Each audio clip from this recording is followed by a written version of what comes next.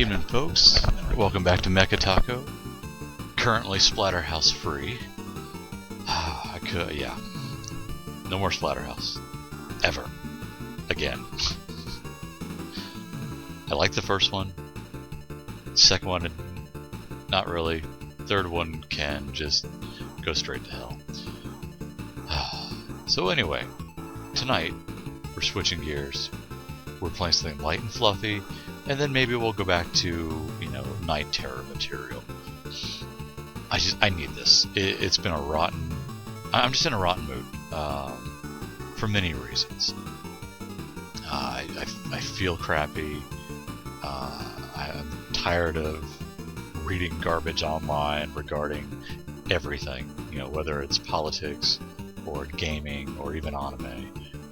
I'm done. I'm done with today. I need something happy. And Bonk kind of fit the bill. It's something I've wanted to do, it's something I want to talk about. It's a game I've wanted to cover. I wasn't quite ready to do it this quickly. I'm also not going to dive into the trilogy, the TurboGrafx trilogy, quite yet. It was also released on many other systems, the Nintendo, Super Nintendo, etc., etc. And I do want to cover the Super Nintendo version because I've never played it, and I'm fascinated by how that turned out. I'm not holding my breath that it was very well because I rarely hear anything about it. Not that many people talk about Bonk's Adventure to begin with, which, as I talked about in maybe one of my Splatterhouse reviews, I lost track of what I was talking about during those reviews. But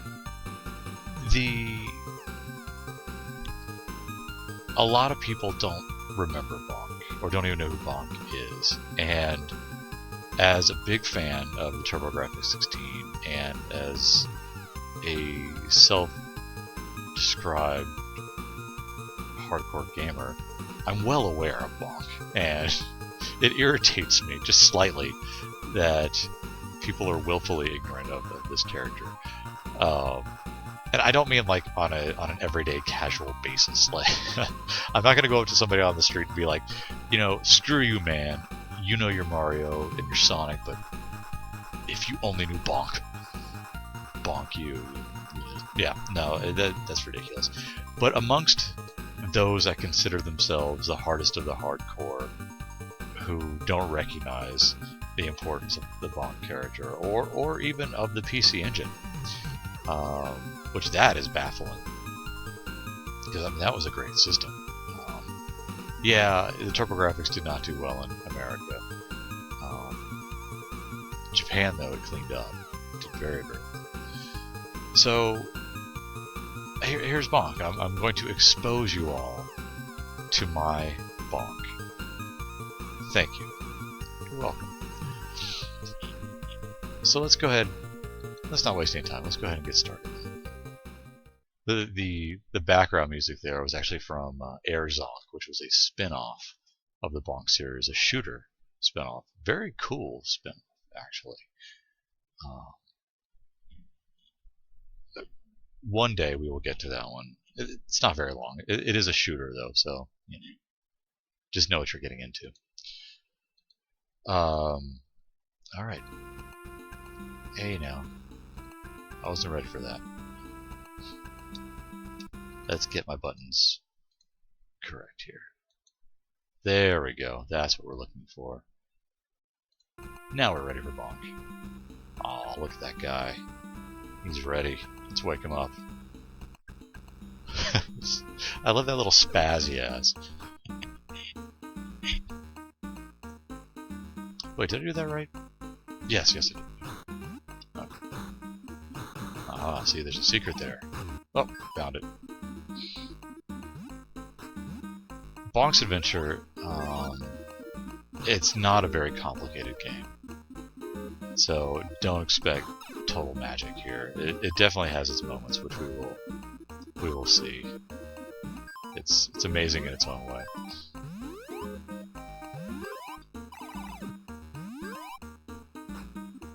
Doesn't have much parallax either, which, parallax is my thing. Has that moon up there, just running on its own layer. That's cool. Wee bonk. Sorry, that did not actually mean to say bonk. Oh, I knew that was going to happen, and I did it anyway. Give me that fruit. Oh, jerk. Pretty sure the smiley faces in this game don't do anything outside of points. And now we're angry.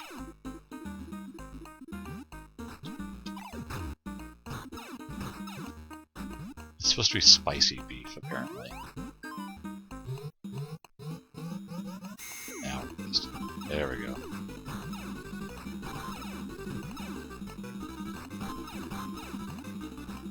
In the sequel, and sequels, I guess I should say, Bonk gets progressively more monstrous with the meat. This one he's actually pretty tame, which honestly I vastly prefer. So he does just get scary in some of the sequels. Oh, that music is just charming. Mere meat.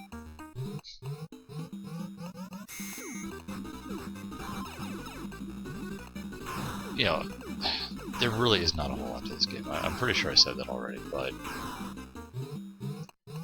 I feel like it needs to be said again. Still, actually, pretty impressive for its time. It reviewed well, and people really did seem to enjoy it. The NEC of America did adapt Bonk as their mascot, which was a very smart move. Because before Bonk, all they had was Keith Courage, which was not a smart move. It was a very idiotic move, and done just to appease someone at NEC named Keith. If we ever review Keith Courage, I will tell you of that tale. This is the stage that they would always like highlight during reviews or on TV or something. Bonk. There we go. And in we go.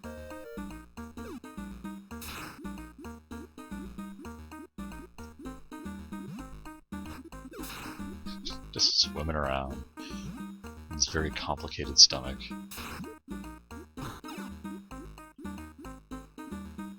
Soak in that stomach acid. Oh, I can't believe I did that.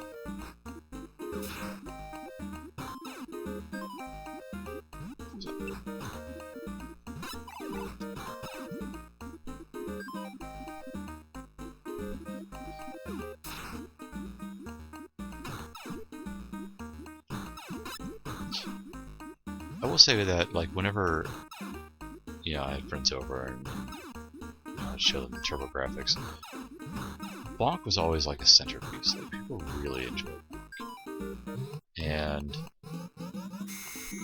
it's kind of strange to think why that is. Because, I mean, you know, looking back at it now, it's charming, but it's not terribly special.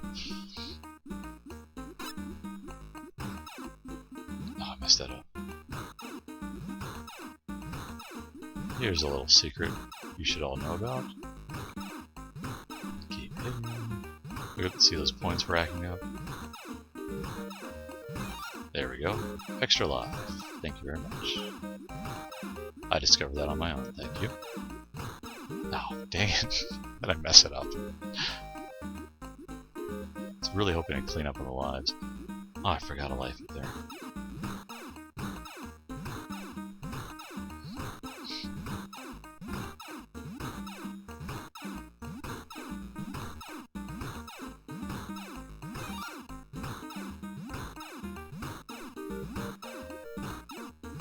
It was a simpler time in the 90s. Early 90s, that is.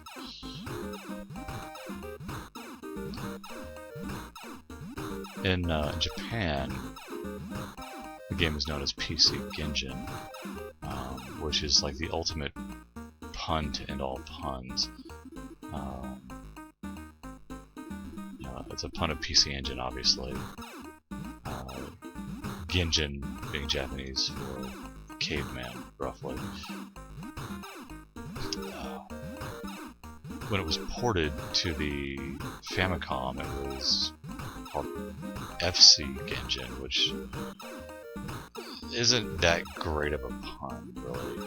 It works, but it's not as good. It was also ported to the Amiga as BC Kid by Factor 5 of all companies. You know, of Turrican and Rogue Squadron fame. Supposedly a very decent port, which I can't say is terribly surprising because the Amiga was a neat system or computer. Definitely one I always wanted to play, and that is one I have not even emulated. It was the bane of my existence in 80s and 90s, going to games and gadgets or similar computer game stores, and you pick up a cool looking computer game, and the back of the box has these amazing screenshots, and underneath in tiny little letters it's Amiga version or Atari ST version only. Then you see the Apple IIe version with like the monochrome graphics, and then you die a little inside.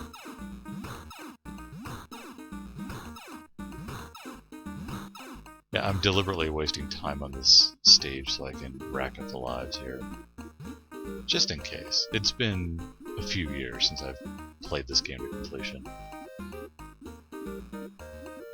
But no, the Amiga was rad. I mean, it just was so amazing. I didn't know at the time that it was really a European computer, because I mean you never really saw it stateside.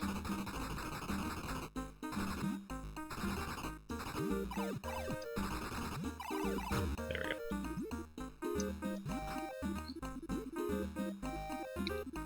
Of course, you also had like the Amiga demo scene, which would make these cool little graphic demos with digitized sound.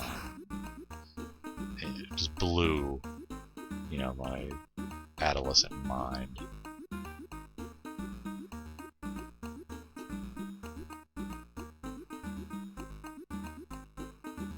One of the more advanced computers that I had growing up, we upgraded from the Apple IIe Plus to the Apple II GS, which actually was a pretty rad computer. Quite the upgrade from the IIe. Yeah, for the record, yes, I am headbutting through the dinosaur's compacted poo. And look, there's a heart.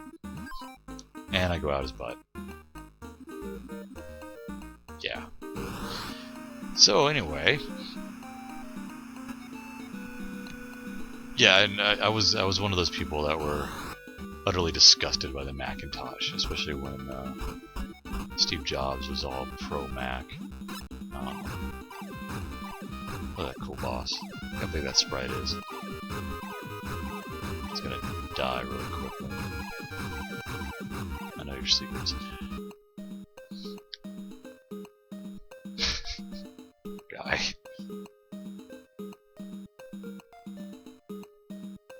Yeah, the best part's coming up. Wait for it.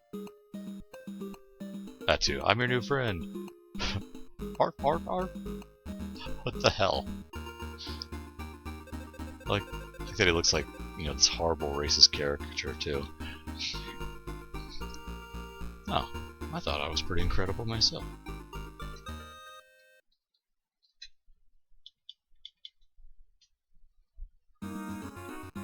Ah, nice. More music I enjoy.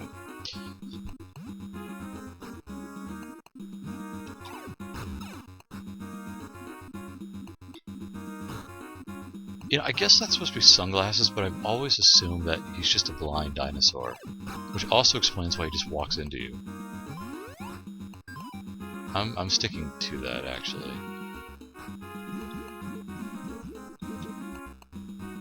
That's a fake flower. I'm not touching that.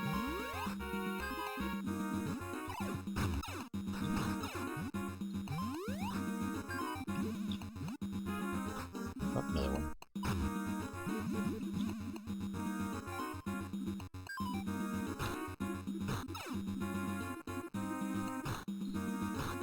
So yeah, I mean, you know, you can see there's not a whole lot to these levels. Bonk 2, Bonk's Revenge, improved on the level design tremendously.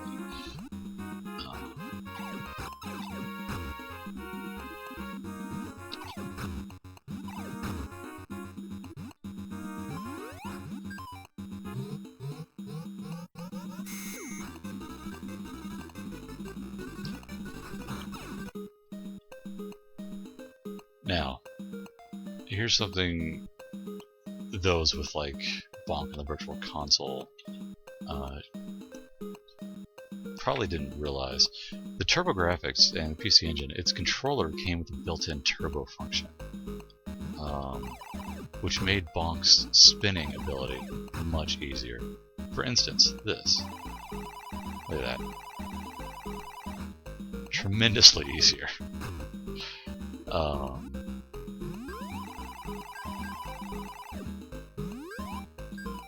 Oh, then I go mess it up. Oh. You get the idea, though. So you can actually blow through the game pretty quickly.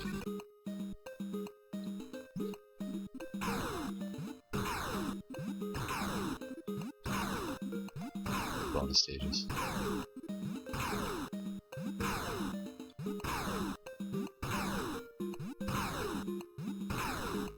This was really cool back in the day. This, you know, these extra little stages within the stage. I honestly don't know if I'm doing a good job of that. I don't know when this ends either. Does it end? Maybe I should have read the directions.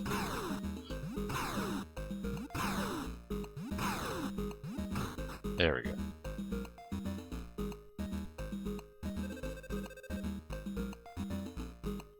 I'll do it once. Oh, keep going there. Keep going there.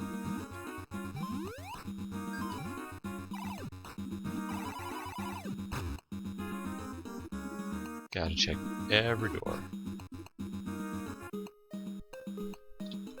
Here's where Turbo comes in handy. The only way to climb the wall is to keep hitting jump over and over again.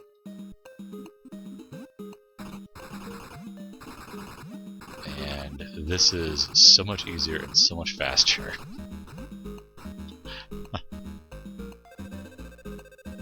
For that I get a Booga Looga. Booga Loogas all around. Okay, good.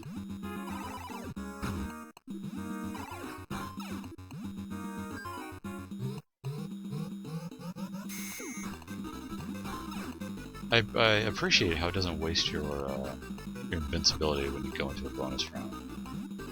It's kind of nice.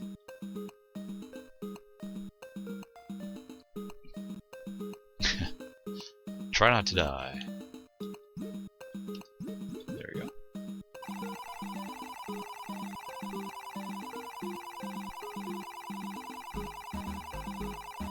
So I am spinning here.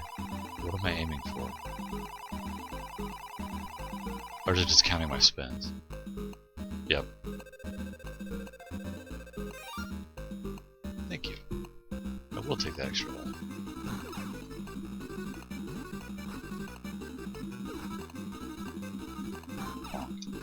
I gotta stop doing that. I really don't mean to keep saying bonk over and over again. It's habit.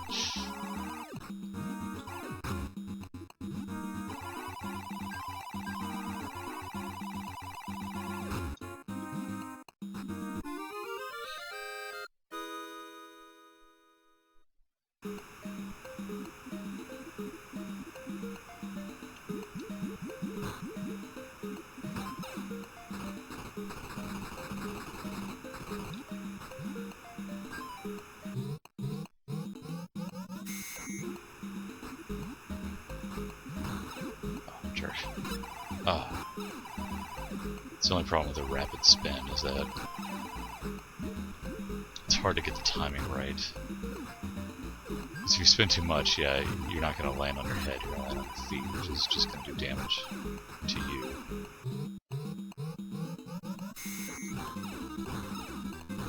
Now, I could be going down right now, but I'm not.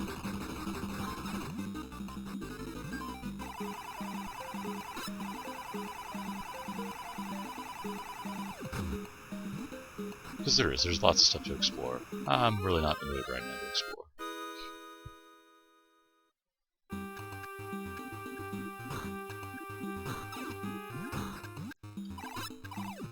I gotta take turbo off there. It's getting killed more than it's helping right now. Yeah, I don't even know what those are. Aside from kind of disturbing. Oh, I don't know about you, that looks like a one-up opportunity. Let's try it. Get him against the wall, and... oh, no, he just kind of fell.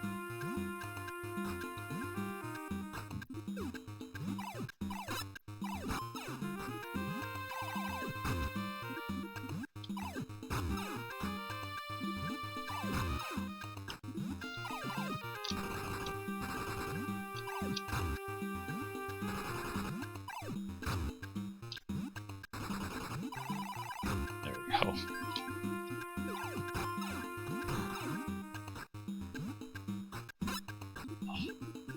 How did that even happen?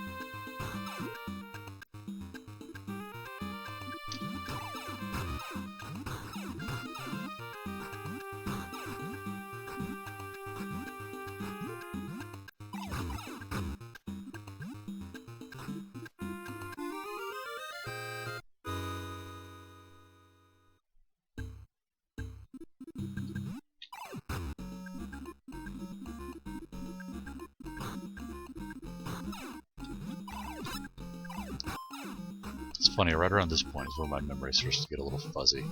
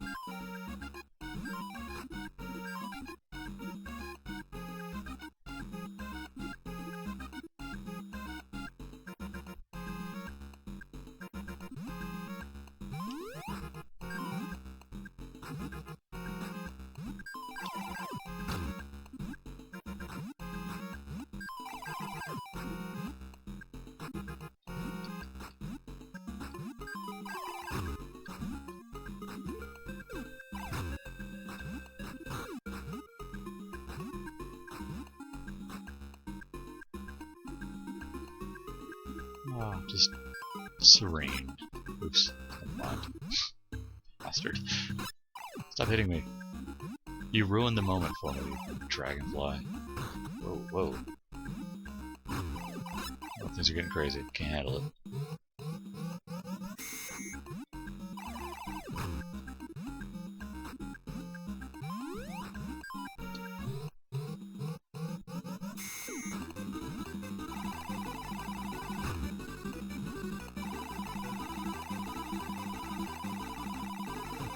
I think maybe it's just the concept of hitting enemies with your head.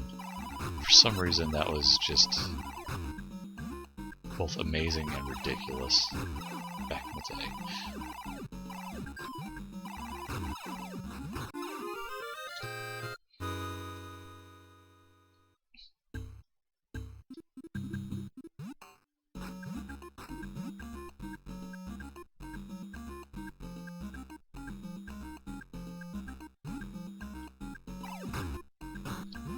Ooh. Apparently I take damage in the mud.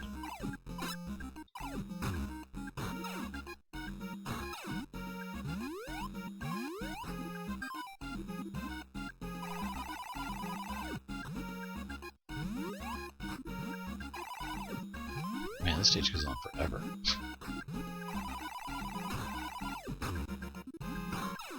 Like, am I still in stage 2?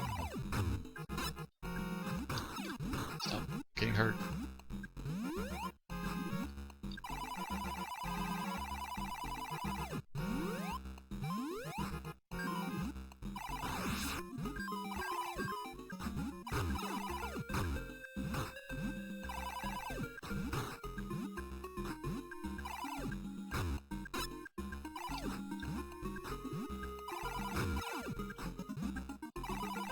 Not a complicated game.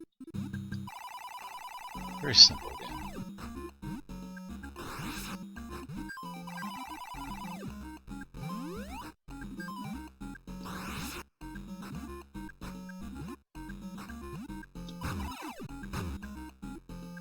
Come on, buddy.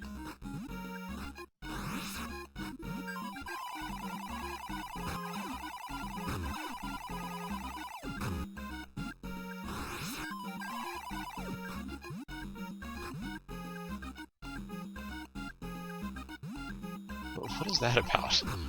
Why do I jump off the other direction?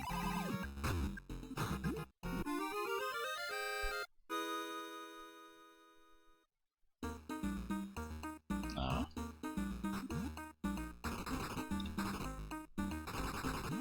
Time to put turbo to use.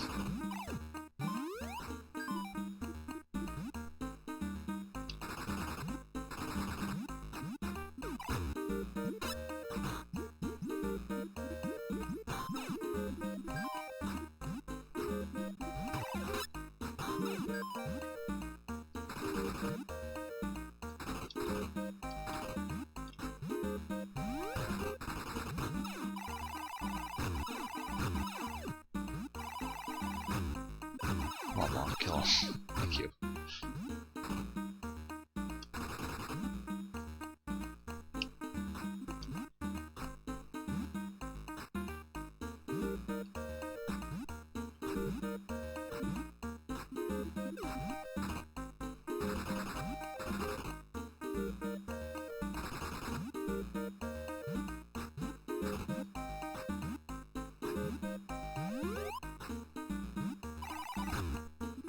You can definitely see why NEC of America adopted Bonk as their mascot, because they needed to badly. Really had nothing else going for them.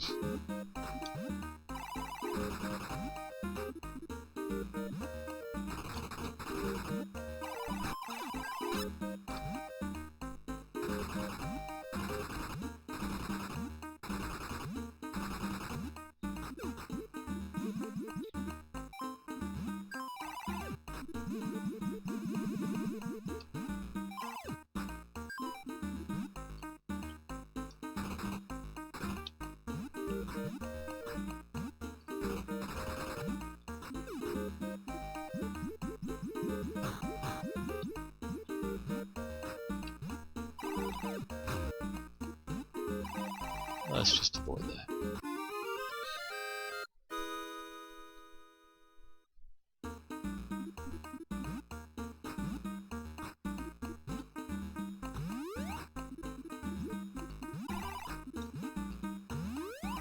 Now we're starting to experiment a little bit.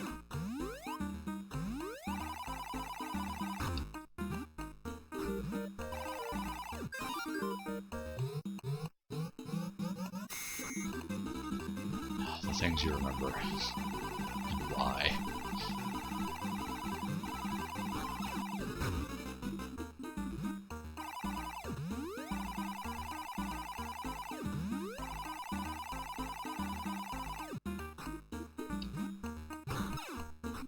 Nice.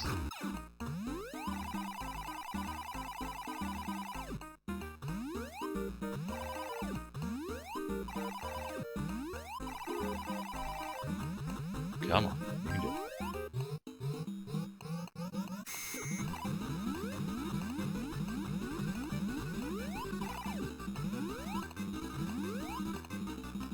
Get that, whatever it does. I want it.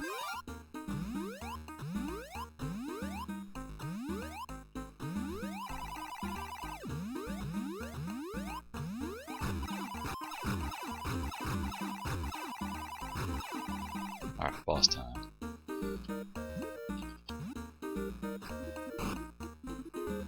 I don't remember what the second boss was, but we're gonna find out. What a long stage. I love the elevator sequence. Oh.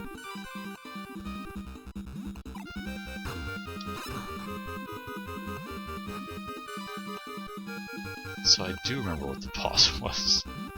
But it's like, what the hell is it?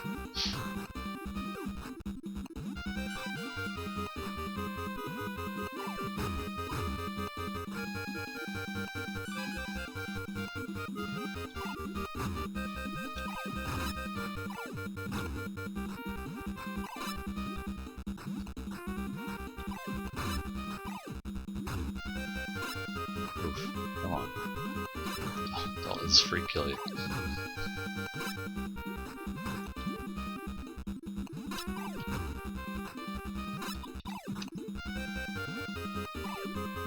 It doesn't give you much chance, does it? Alright, I need to turn on turbo here. There we go. Oh. It looks perfectly normal.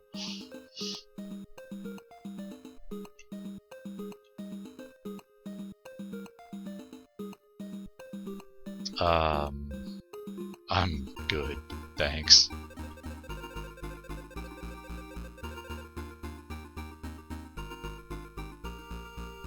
Whoa. That's a little aggressive for Bonk, isn't it? Something out of that Splatterhouse fanfiction I read. Rip 'em up, Rick. Shred them. For Jennifer. Yeah, by the way, I'm totally doing more fanfiction. I don't know about you, but I was thoroughly amazed by that work.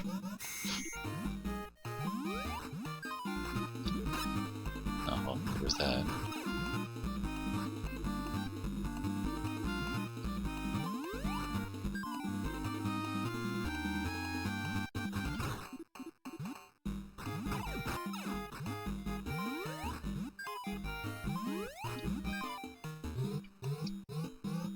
So, should I check out some of these rooms here?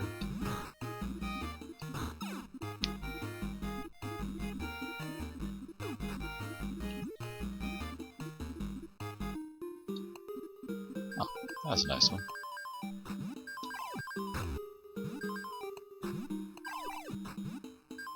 Nice. Just gotta make sure I can't bonk through the wall. That just doesn't... It sounds wrong. Ow, just let that guy hit me. Oh, all that. I thought for sure that was going to be a nice secret entrance.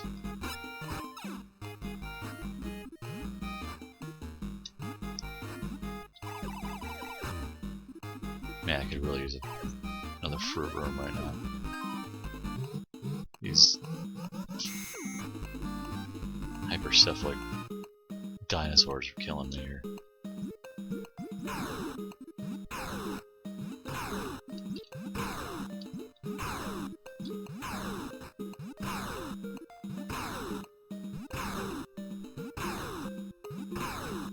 So I was trying to come up with a way to start each broadcast, and I haven't quite figured out how yet. I don't have a lot of experience listening to like podcasts and whatnot. There's only two that I really listen to, and neither were on any sort of regularity. The first was Warning, a Huge Podcast, which was just fantastic listening. Especially when, you know, I was supposed to be doing something else like working. Because it lasted for hours. And basically all it was 3. Oops, messed it up. 3 Game Fan alumni just talking and shooting the bull, I guess. Bad landing. Oh, whatever. About Japanese games, and it was great because they didn't really have anything in common. Aside from they liked Japanese games. Other than that, I mean, they had very different tastes in Japanese games. And it was just fascinating listening to the perspective. It also gave me a much... It changed my opinion of one Nick Rocks.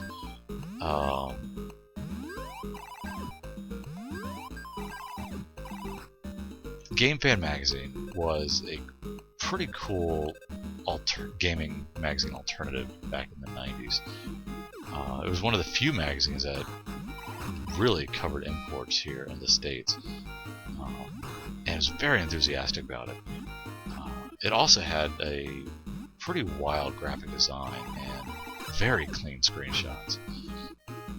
It wasn't afraid to use them.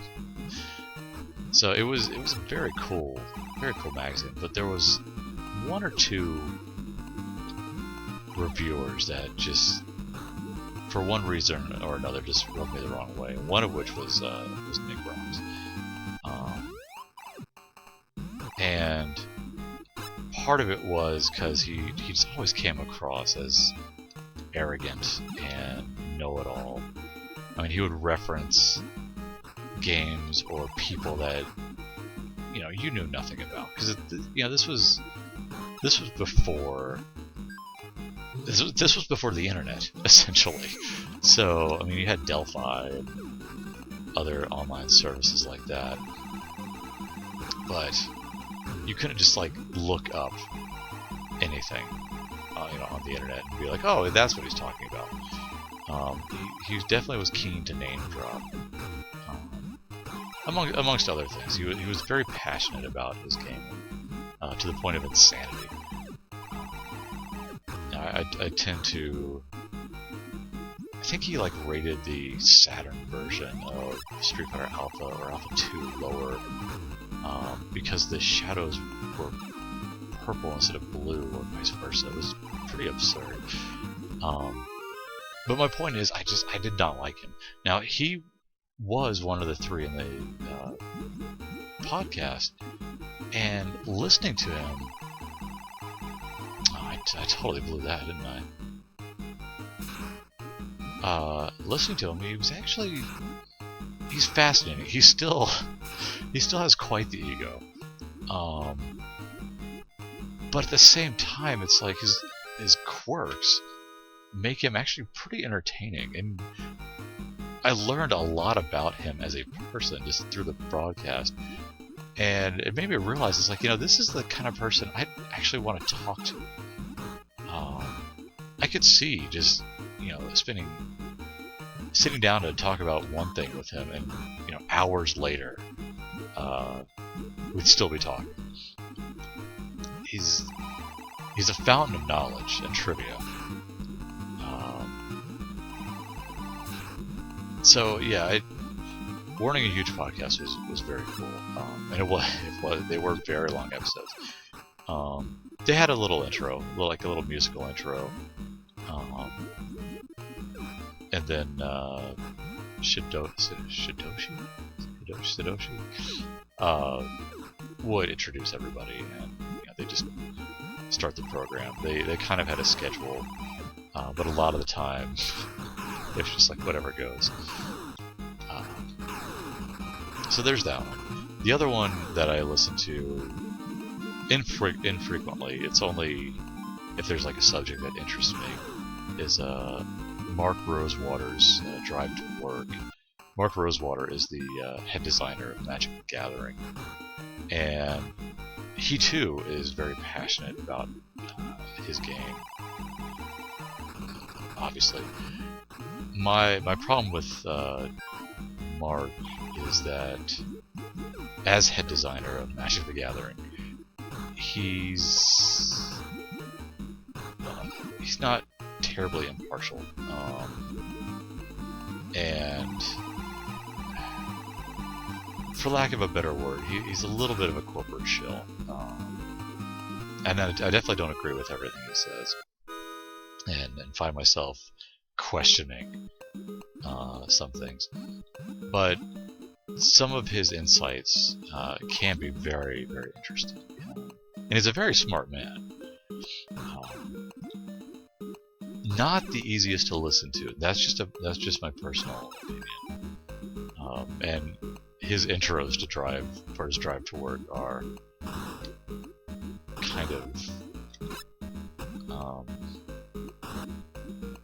I hate to say obnoxious, but obnoxious. I'm not a huge fan. Wow, I guess I'm supposed to be going up? I don't know. I thought I'm gonna get rocked by these guys. Don't drown, get back up.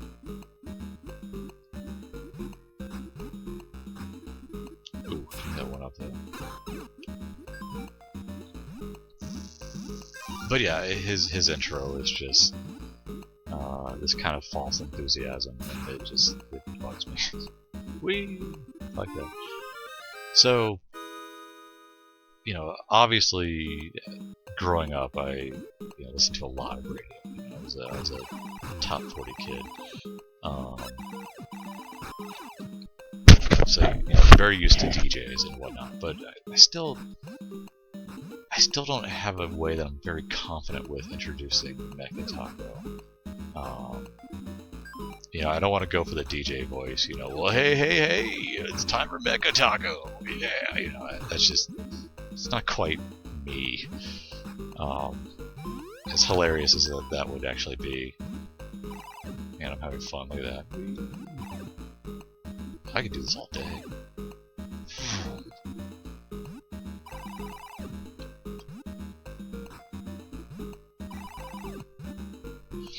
So, patience as I go through the numbers to find something that I like and that I'll stick with. I do like like the static opening that I've got going on with the random game music. That's pretty cool. That's fun.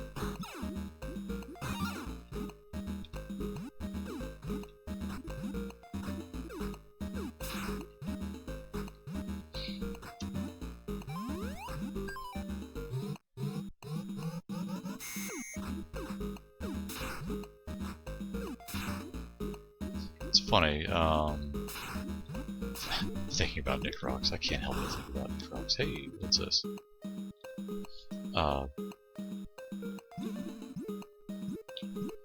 As in my youth, I definitely had this. I pegged certain gaming personalities as people I dislike or hated. Bernie Stoller, Victor Ireland. There was a reviewer named Zach Meston who wrote for Video Games and Computer Entertainment Monthly, which was a fantastic magazine. Published, edited. Chief editor was Andy Eddy. Very nice man. Actually, I interviewed him once, a long time ago.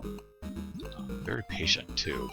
To sit through an online interview with a opinionated 16-year-old discussing games. But and the thing is, I don't even remember why I had a beef with Zach Meston. And the thing is, years later, I had written something online talking about Zach Meston for some ungodly reason.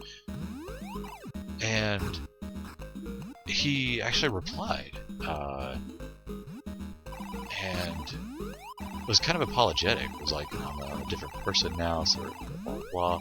But it's like, I felt bad, because I'm like, I really don't remember why I gave you such crap. I'm sure what it was. He probably like reviewed a game I liked,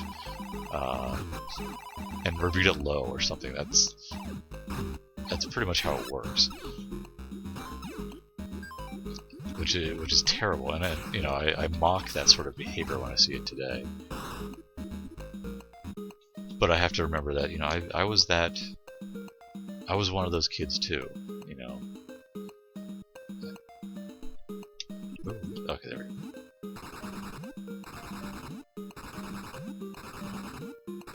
It's definitely ridiculous to think back on. Victor Ireland is another one. Of course, of Working Designs fame. The main...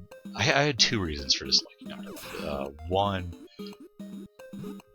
I was offended by his non-literal translations that his company would do, which is kind of ridiculous. Stop eating me.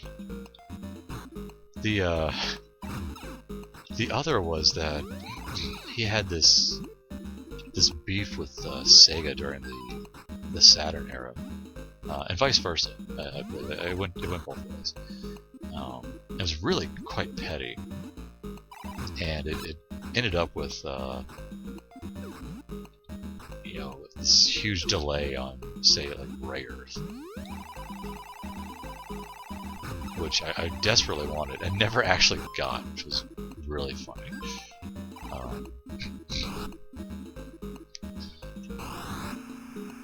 But again, years later,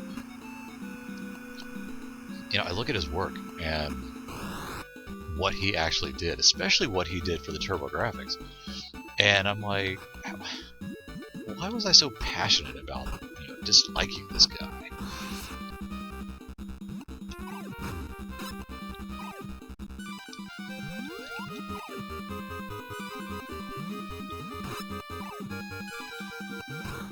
And really petty stuff. It's funny, ages ago, a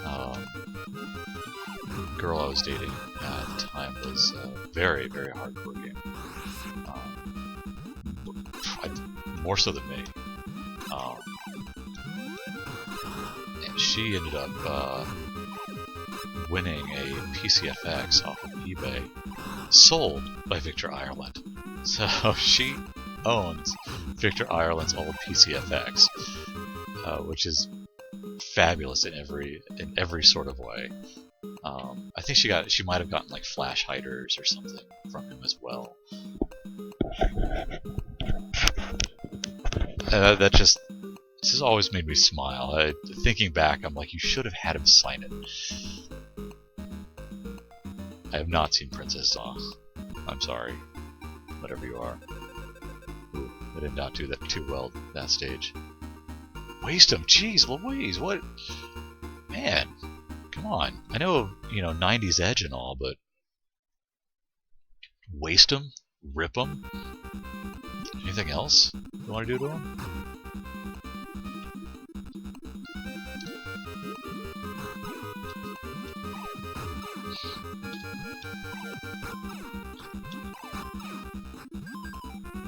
And that goes back to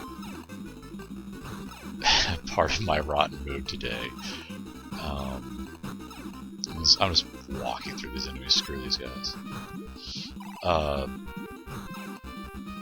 It's stuff like that. I see petty, ill-informed garbage online, and I want to reply.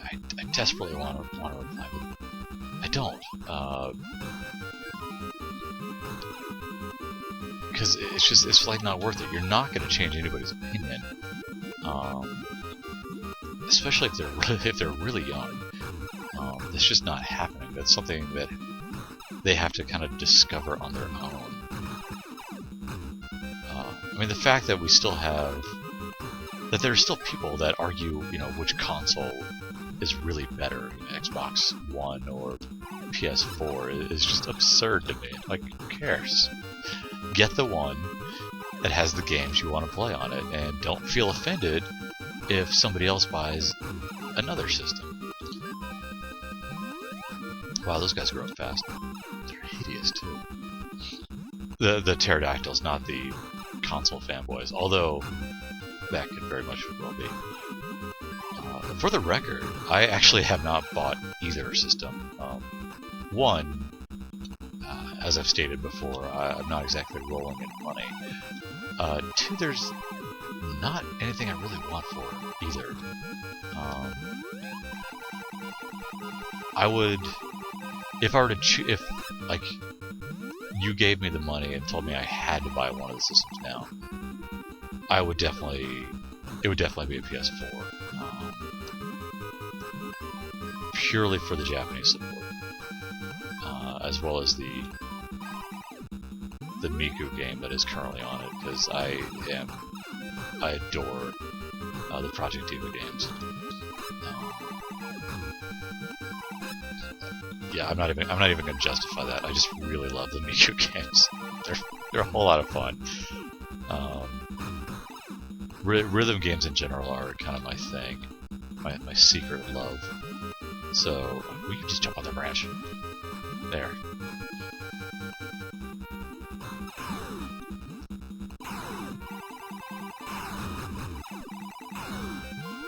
So the future tone port, essentially, that's on the PS4 is extraordinary. It's like hundreds of songs for a really low price, and I would be all over that in a heartbeat. I think the PS4 has some other things that I want, but honestly, I off the top of my head, I can't name like any of them. I do appreciate that a lot of games are coming to PC. They have no problem porting these games. You know, Street Fighter V, obviously being a very big one for me. That was a short stage. Just occurred to me.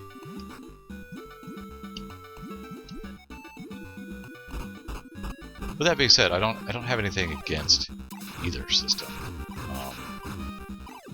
Just not really my thing. I mean, last generation, if you want to call it that, my go-to console was probably the 360. Had some fantastic titles and some pretty quirky stuff.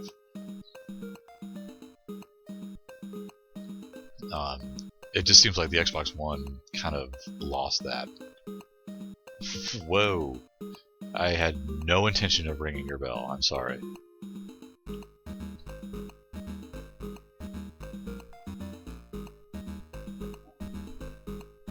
Whoa. What the hell are these things?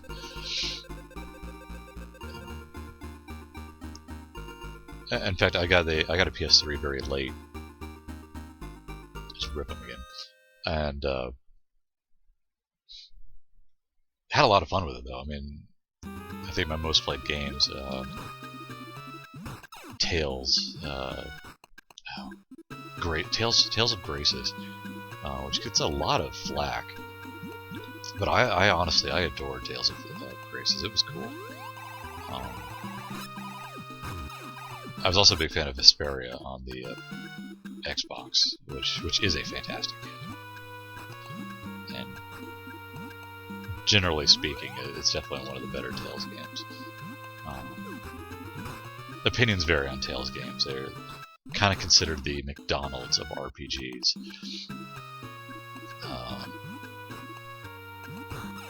Some are better than others, definitely. But the few that I've played, I definitely have I did really enjoy Graces. I will say,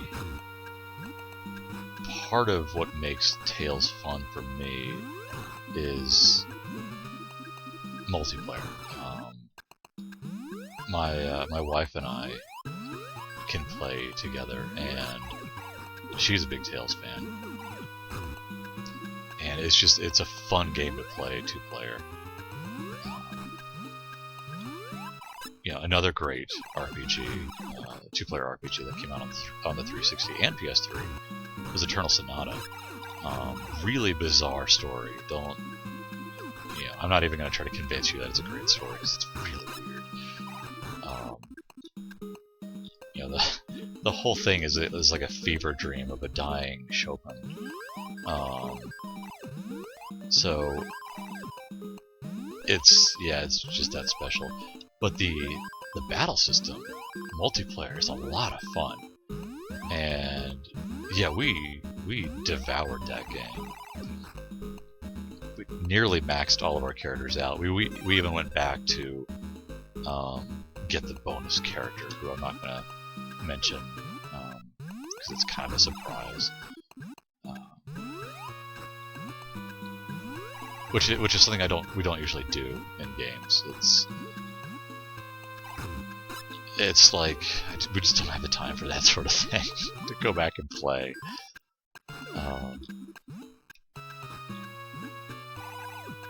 But no, I had both the PS3 and the 360 got use.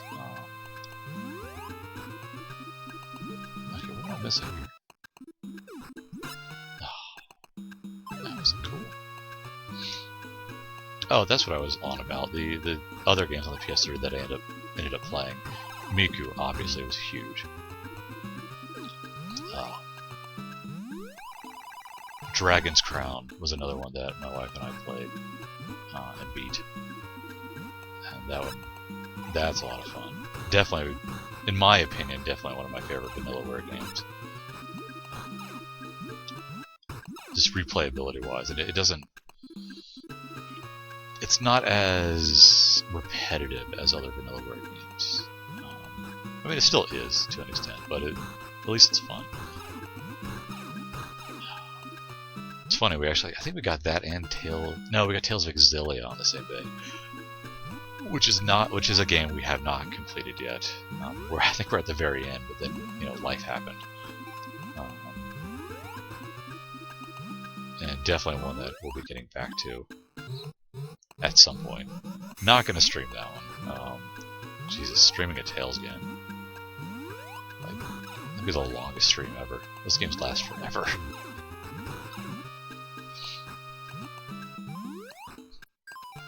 Xilia's cool, from what I played. I definitely, it's not one of my favorite Tales games, but it's still a good game. But again, I mean, it's Tales. It's like you know what you're getting with Tales.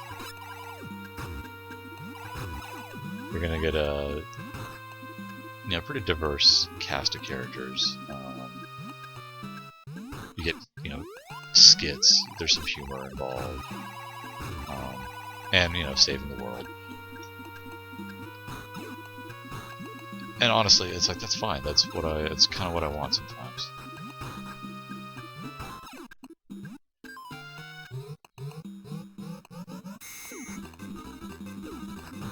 Another game I really enjoyed on the 360, thinking back, Blue Dragon. That is actually it was actually a very fun RPG. Got a lot of flack for some reason. I'm not quite sure why, but it's the closest thing to like a Chrono Trigger you're gonna get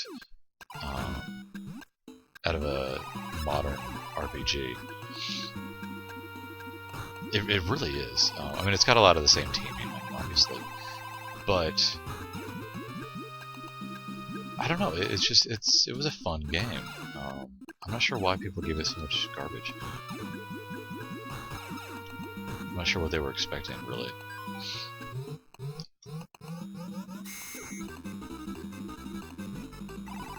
It's got a very good soundtrack too. It's got a hilarious soundtrack at times. The boss theme is very special.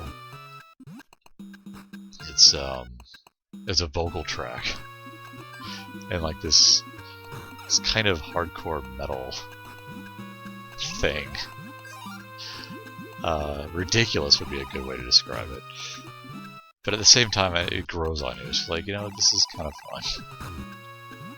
Kind of like Street Fighter 4's original opening theme, which I honestly liked. But again, you know, I have a sense of humor. I can appreciate certain things.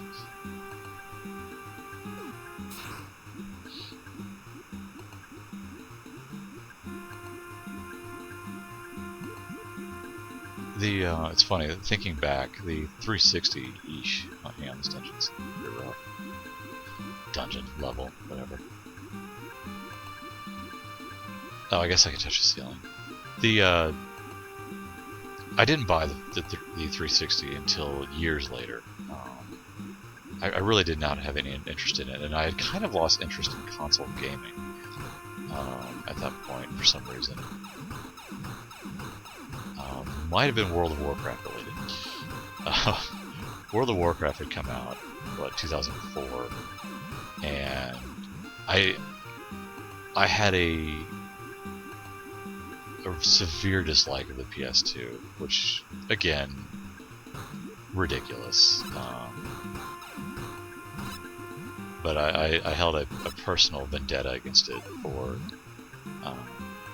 partially responsible for the death of the Dreamcast.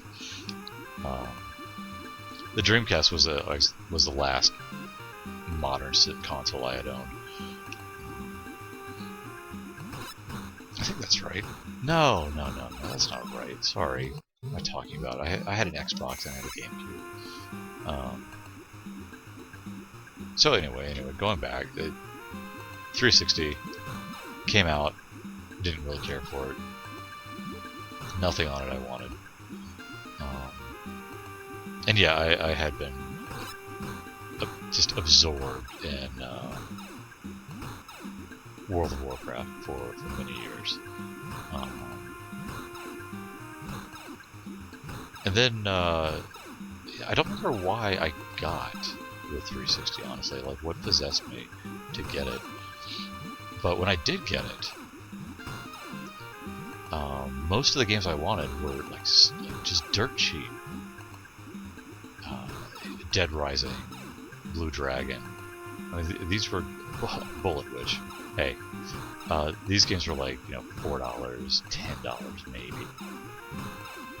And I just had a wild time. I mean, it had been years since I had actually touched a console, and I had been so used to playing Warcraft, where the game just doesn't end, that it was this eye-opening experience to have games that end again.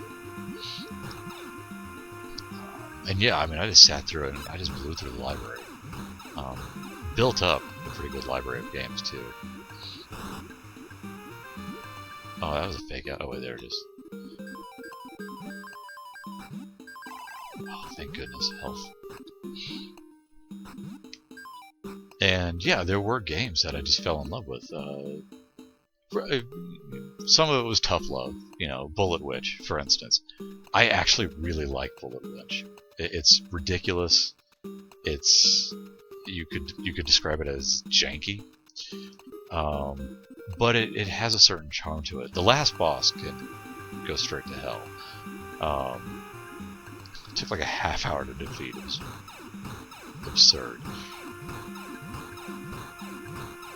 But it had a lot of fun games, and it had a lot of Japanese games too. Which obviously the PS3 had a ton of Japanese games. But I don't know, nothing was calling to me on the PS3. You know, as I said, obviously I did get one. A friend of mine actually works for Naughty Dog, who, you know, is now a Sony-owned company. And I was able to get a discount on a used PS3 through him. Whoa, hey, nice room. I have a never-ending guilt about that, though. Not about getting a good deal on a PS3, but the fact that I haven't really played a Naughty Dog game since Way of the Warrior. No, I take it back. Crash Bandicoot 1 and 2. And 2 I really like. I really like Crash Bandicoot 2. But that's been it. That was it. I have not really ever gotten into Uncharted despite him giving me copies of Uncharted, despite him having worked on Uncharted, and I am really, really sorry about that. If you are listening to me, play Bonk, please know, you know who you are. I am sorry I've not played Uncharted yet. I will. One day. I promise I will. I don't know why I haven't. I feel terrible for not playing it yet. God, the statue looks like it's getting bloody. I also haven't played The Last of Us. But that, honestly, I really don't have any desire to play The Last of Us. Like, Uncharted I could see playing. Last of Us just doesn't appeal to me. I don't know. Maybe it's because it's serious, I guess. And I don't know, it's like something, I don't want my zombie games to be terribly serious unless they're really well done. And I know Last of Us is supposed to be very, very well done.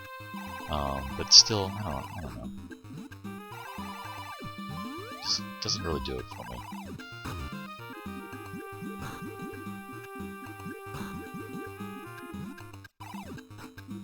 Well, I feel less guilty about that because he too wasn't a huge fan of Last of Us. I'm sure, I mean, I think he likes the game, but like working on it apparently was a bit of a nightmare.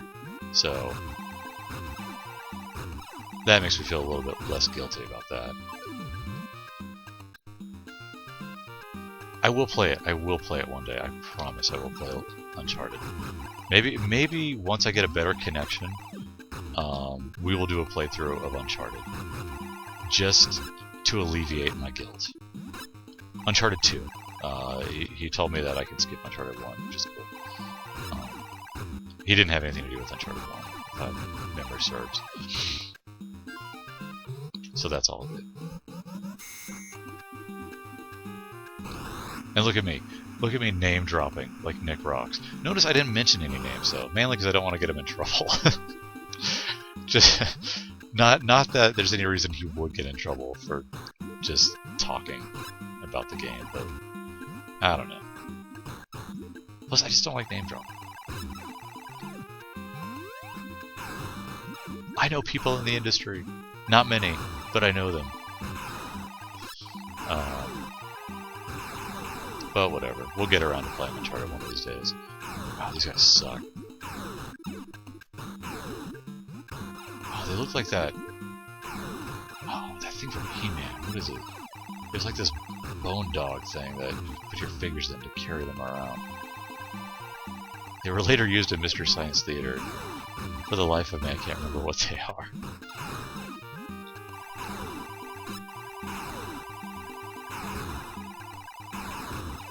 Nice. I do like that they're blowing bubbles at me, though. That's just kind of cute. Ooh, I'll take that.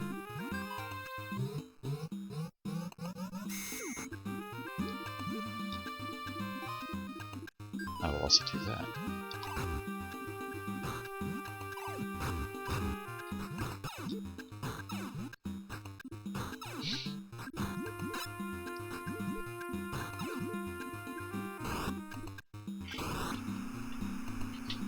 So yeah, we'll add Uncharted to the list, even though it doesn't quite fit in with the criteria of the site, or the broadcast, I should say. Like, what is that, and why is it supposed to hurt me? It's a really weak enemy.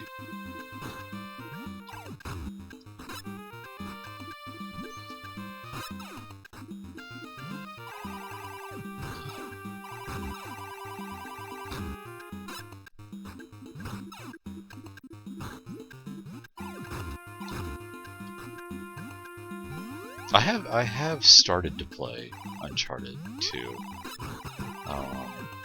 but then like it immediately put me in a stealth section, and I was like, oh, dude. I was not in the mood for stealth at the time. Not a huge fan of stealth. It can be done well.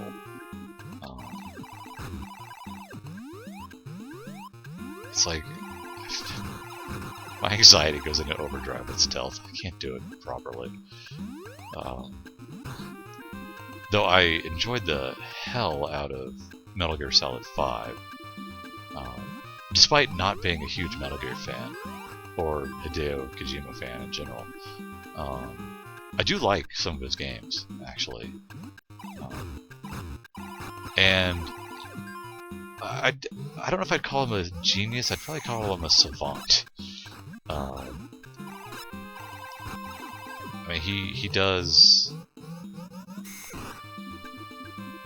He has no problem putting his passions incorporating his passions into his designs. And I applaud him for that. It's bold. Yeah, his love for Western movies is very evident in all of his games. That being said,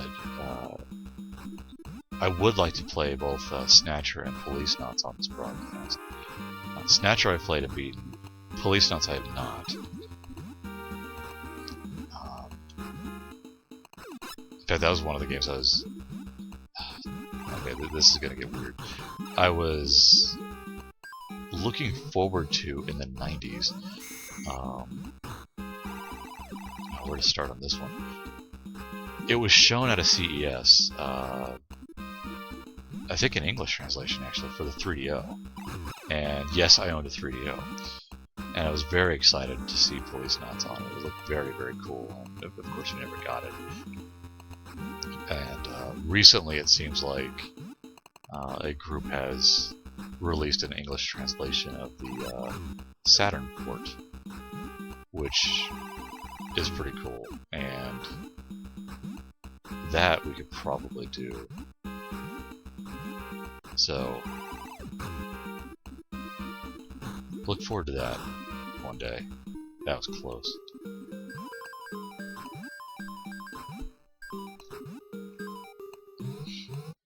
Where was I going with that? Was I going anywhere? Oh yeah, Metal Gear Solid 5.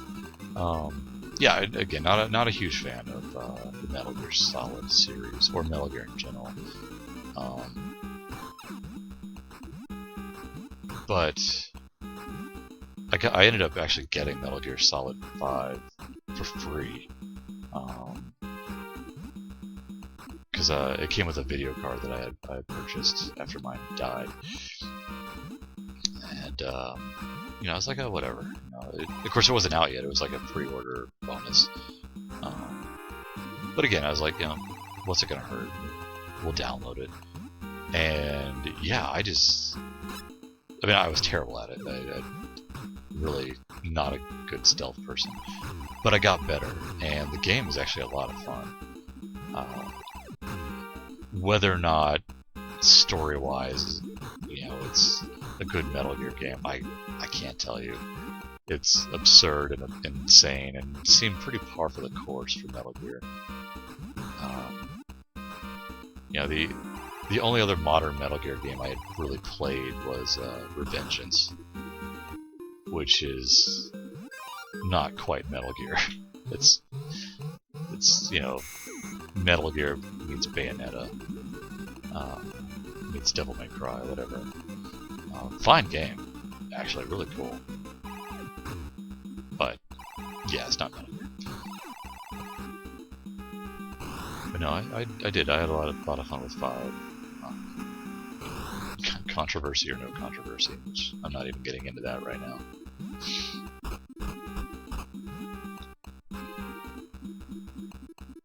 Oh boy. Is it one of these stages? Can't remember. No? Just all my friends are frozen. There we go. That's not cool.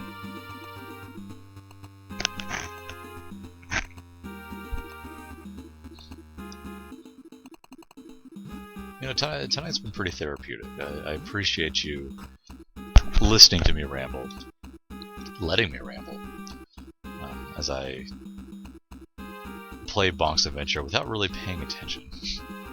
Like I really haven't been. I've just been kind of just playing, like just do,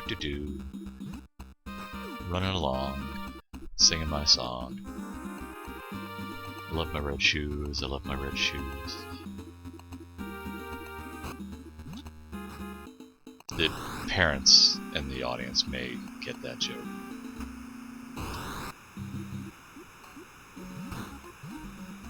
Right into his mouth.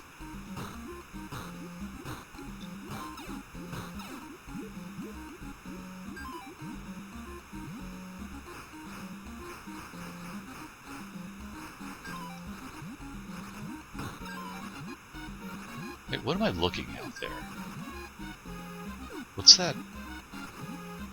What's that dark hole? Do I even want to know what that dark hole is supposed to be?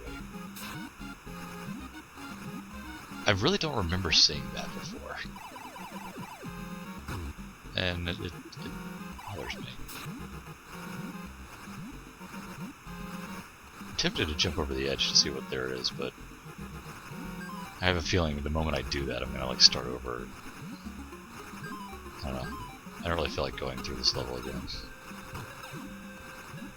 Not that I've been paying attention.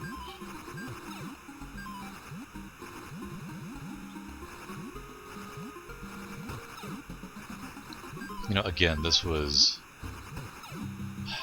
one of the games that I could play for hours and not get anywhere in.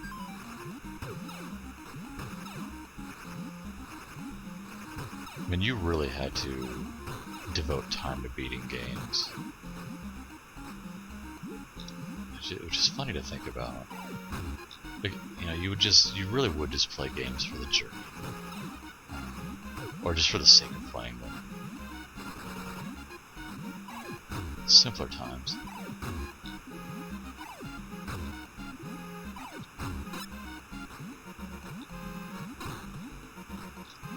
There we go. Yeah, and then obviously this was like one of my favorite Turbo games, and oh, look at that.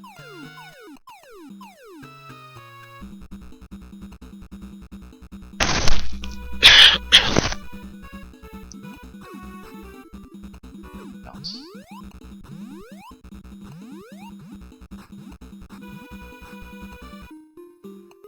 Oh, nice. And I would, you know, I'd play it, you know, 20 minutes at a time, 30 minutes, even an hour, and, you know, never necessarily get anywhere. It's still a lot of fun.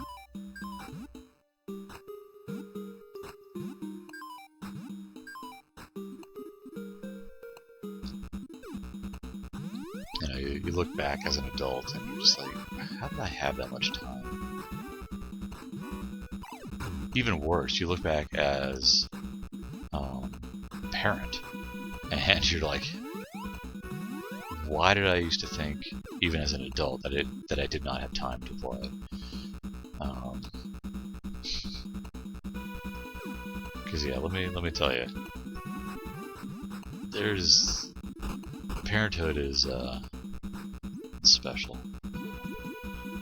No regrets, but yeah, if you thought you didn't have time before, yeah, you're just a big fat liar. You have all the time in the world.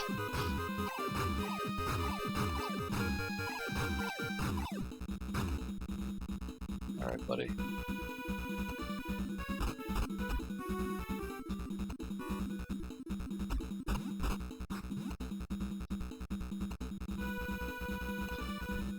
Standard boss trope here.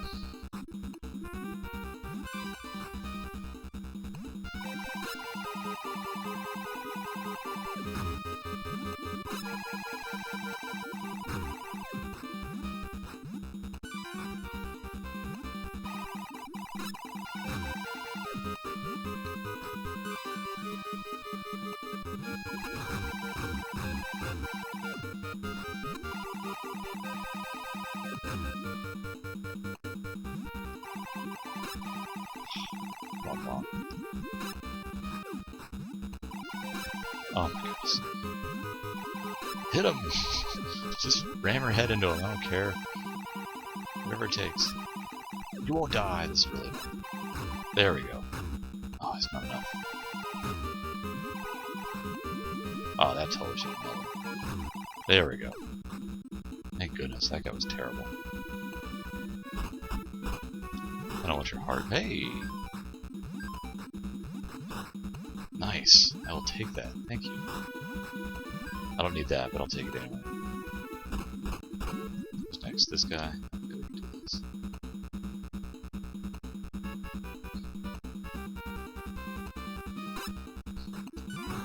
So what will we play next? I have a thought. It would fit in with the Halloween theme, definitely. It's not a horror game, more of a thriller.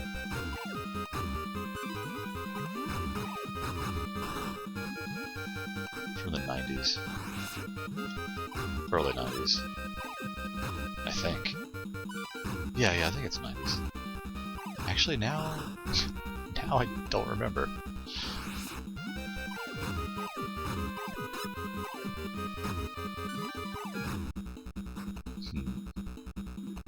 I wonder how it would go.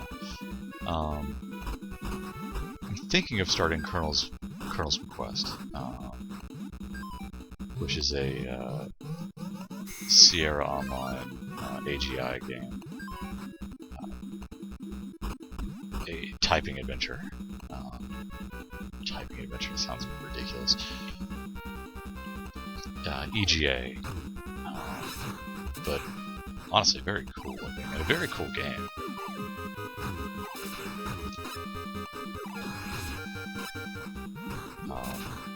As a kid, I remember just being freaked out by the game. Actually, I did beat it. I don't remember if I beat it without a hint guide or not. Again, this was before you could look up stuff on the internet. You had to get these adorable hint solution booklets that would come. It was written in code. There was everything was in red, and it came with a translucent piece of paper or a piece of plastic that you hold over the code, and it would reveal the the solution to the whatever puzzle you were stuck on. I had a ton of those for a ton of games. I don't even remember how much they cost, but or who published them even. But I had them. Definitely had them.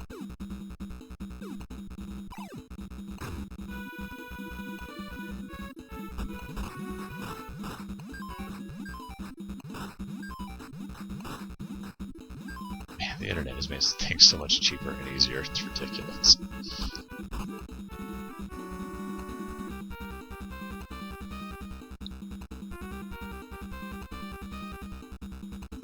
You know, I don't even... I had forgotten about that. I love this boss though. Always have. Very cool.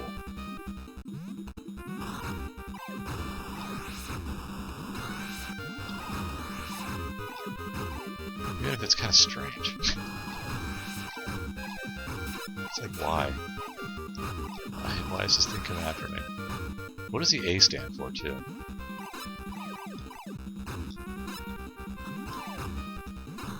This is a really cool boss. I love the look of him.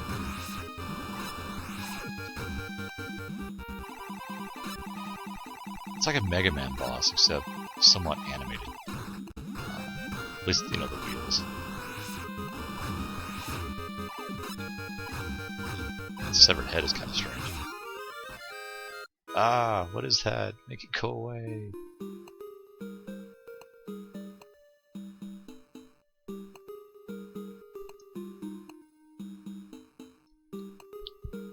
Oh. Okay.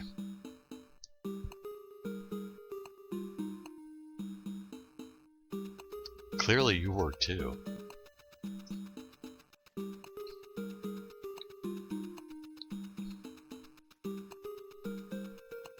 She's like a unicorn seal. I don't know what you would call that exactly.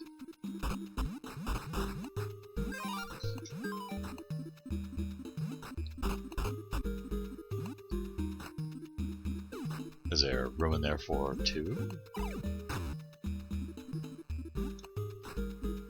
Let's go with the princess.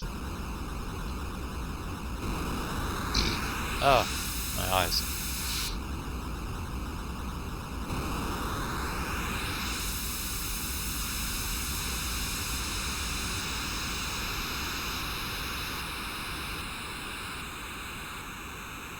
Oh, the moon is sad. It's also got a palm tree. Oh, bastard.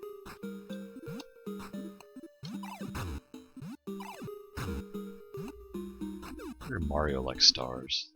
Happy.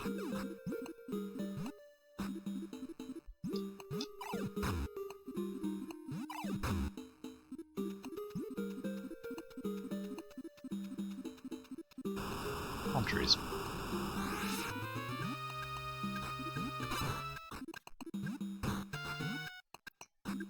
Giant King Drool sprite. Love it. I'm not entirely sure what I'm supposed to be hitting here. I'm just kind of aiming for his nose. That seems to work.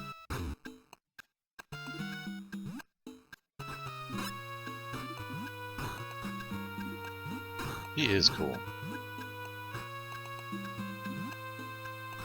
So the turbo could pull off some pretty impressive sprites.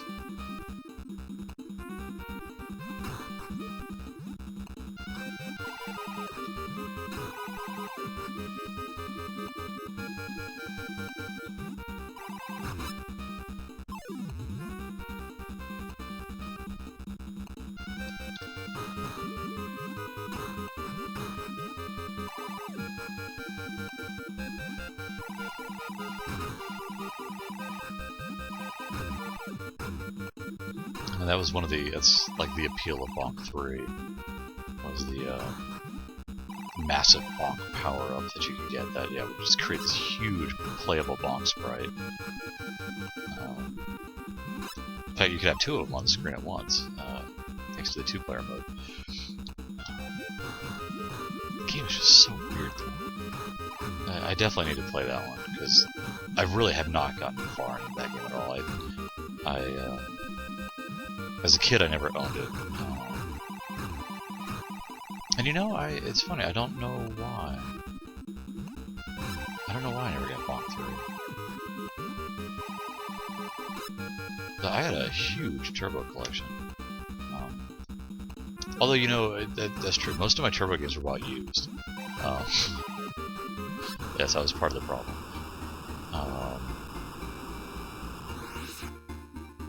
Give me that.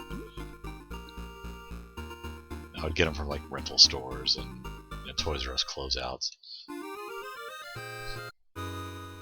Dirt cheap too, like $2, $5, that sort of thing.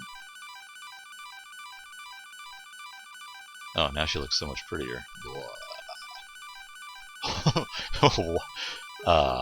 Really? Maybe she means like generally speaking. Nah, dude, you've been exiled. You're an idiot. You have definitely been exiled, whatever the hell you are.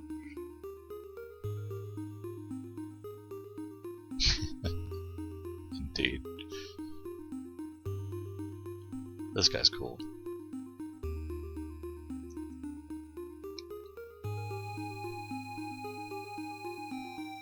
Moonland. Dot dot dot. Moonland. Oh.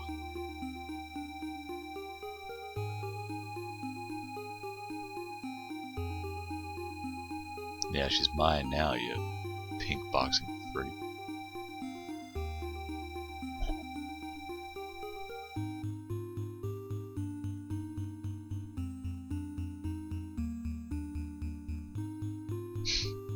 That's Happy Moon. Yeah, I'd wash that cheek.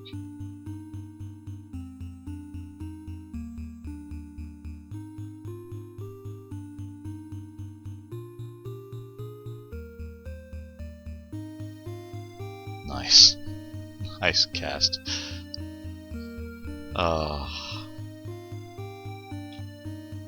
You know, I don't care. Modern games need to do this. They really do. This is charming. Oompa Loompas, huh?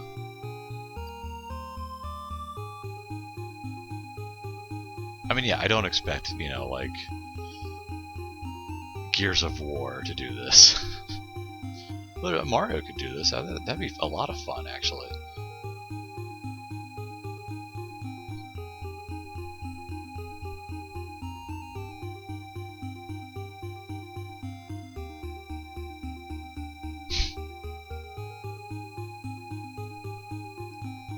These are weak.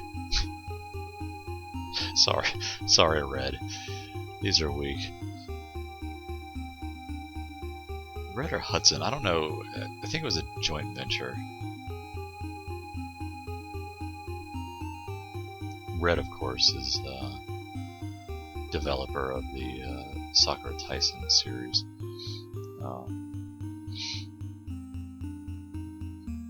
A series I have never actually played, despite wanting to.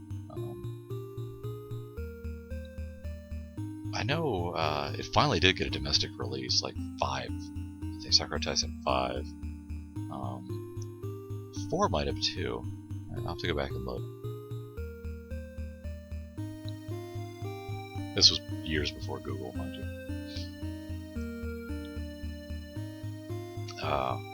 But yeah, no, I need to. I wonder if that could be a game we play. I think it came out on the Wii. It's gonna be hard to track down.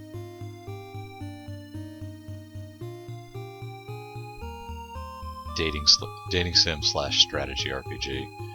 I'll also have to take a look at how long it would actually take to beat. I have a feeling it might be a pretty lengthy game.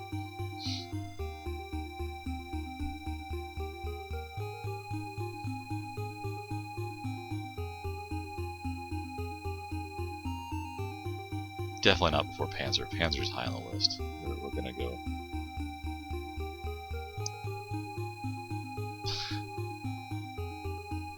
We're definitely gonna play Panzer Saga at some point. Pretty soon, I would think.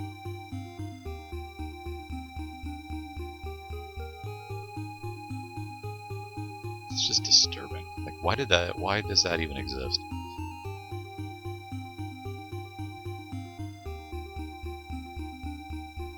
Badass. I want one of those. I'd definitely ride around in it. As opposed to the Good King drool. Look at that sprite. Love it. It's great. That is so much fun.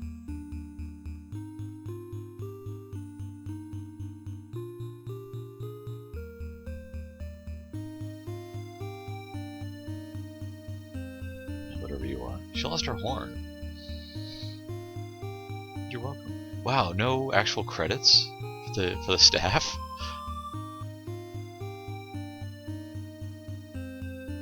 Wow, that's interesting. Man. How do you get away with that? You never get away with something like that today.